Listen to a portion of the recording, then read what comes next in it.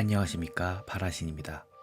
오늘은 1994년부터 2011년까지 17년 동안 울산에 있는 봉대산 일대에서 96건의 연쇄 방화를 일으킨 방화범 봉대산 불다람쥐에 대해 이야기해드리겠습니다.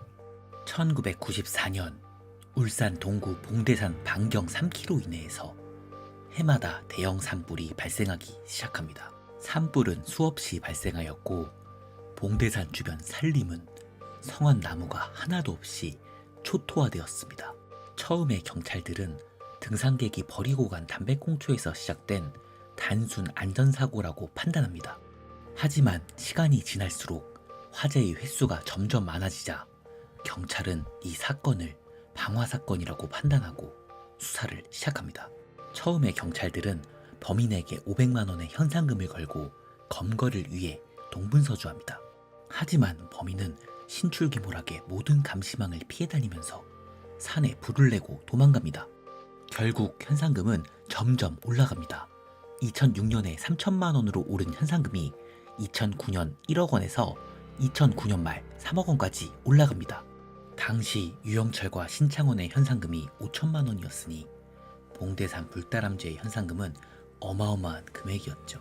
봉대산 불다람쥐를 붙잡기 위해 봉대산 일대는 물론 근처 산에 대한 입산 통제를 하였고 24시간 감시에 나서게 됩니다. 하지만 범인을 추적할 만한 단서는 좀처럼 나오지 않았고 일각에선 봉대산 불다람쥐는 원래 존재하지 않는 허구의 인물이라는 주장까지 나오게 됩니다. 2010년 4월 울산 동부경찰서는 봉대산 불다람쥐로 추정되는 남성을 목격했다는 신고를 접수받습니다. 봉대산 불다람쥐로 의심되는 용의자를 발견했다는 신고는 이때가 처음이었습니다. 일반인의 입산이 금지된 봉대산에서 쓰레기 줍기 봉사활동을 하던 환경단체와 마주친 한 중년 남성이 깜짝 놀라며 도주를 하였습니다. 그가 들고 있던 비닐봉지에는 착화탄과 라이터가 들어있었습니다.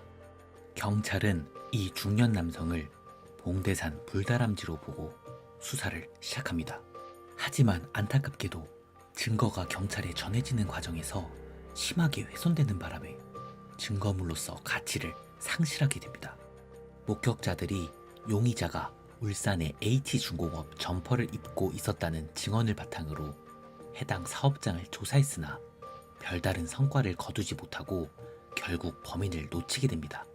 또다시 봉대산 불다람쥐의 정체가 미궁 속으로 빠집니다. 11개월 뒤인 2011년 3월 12일 봉대산 인근 H아파트 CCTV 화면에 의문의 남성이 찍혔습니다. 방화가 일어난 시점에서 산에서 내려오던 한 중년 남성이 CCTV에 포착된 것이었죠. 경찰은 산불 지점 인근 아파트 CCTV를 조사하여 용의자의 신원을 파악했고 드디어 2011년 3월 25일 봉대산 불다람쥐를 체포합니다.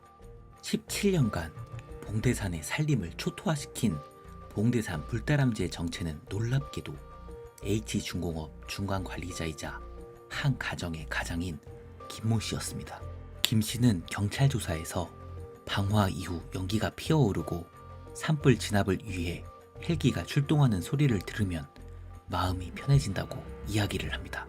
김 씨는 직장과 가정에서 받은 스트레스를 해소하기 위해 범행을 저질렀다고 진술합니다. 방화를 96건이나 하다 보니 수법도 점점 치밀해졌고 자신이 직접 고안한 장치로 범행을 저질렀습니다. 또한 그는 봉대산 산불감시원에게 접근하여 친분을 쌓고 봉대산 불다람쥐 수사 진행 사항을 물어보는 등 치밀함을 보입니다. 봉대산 불다람쥐는 1994년 12월 3일 첫 범행 이후 17년간 96건의 산불로 축구장 114개 면적이 넘는 임야를 소실시켰습니다. 1985년 울산 H중공업에 고졸 사원으로 입사한 김 씨는 연봉도 억대가 넘고 부하 직원만 30명이 넘는 생산 라인 관리자였습니다.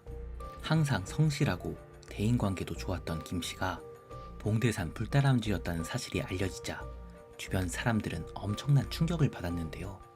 누구보다 충격을 받은 사람은 김 씨의 아내였습니다. 퇴근하면 바로 집으로 오던 가정적인 남편이었는데 잠시 외출할 때마다 불을 지르고 왔다는 사실에 큰 충격을 받았다고 합니다.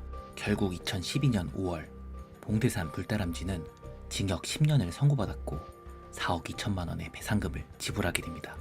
감사합니다.